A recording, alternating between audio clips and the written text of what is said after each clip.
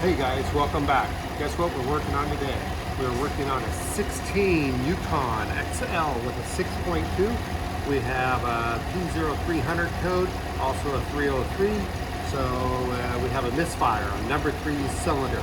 If you look at the scanner, it shows that it's counting up our misfires for us. So I went in, I did a compression check. We have 250 pounds compression on number 3 cylinder. We also have it on number 1. I clipped out the plug wire in the plug, so we have good spark in that cylinder. So doing a little digging, see what I can find.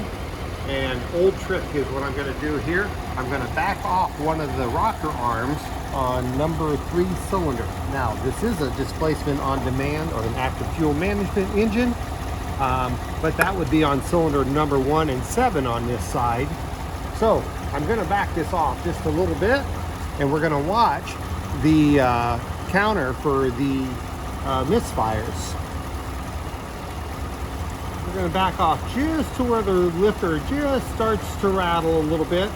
I'm going to go slow so the lifter has time to pump back up with oil.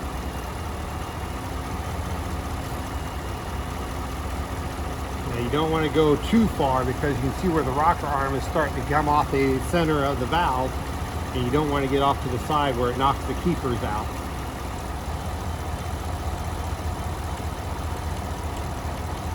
Hear the click? Starting to kick just a little bit, but look at my misfires. Voila, they're gone. So we start to tighten her back down, and I'm going to go slow again because now it has to push the oil out of that lifter. So I have to tear the head off to get to the lifter, but I have a feeling what I'm recommending to this customer is a lifter and a lifter guide for this cylinder. The thing is, it has 59,000 miles, and the warranty on this goes to 60, so they're within 700 miles on their warranty. So it's going back to the GM dealer to get covered under warranty. I tightened up my lifter, and here comes back to my misfires. So, lesson for the day: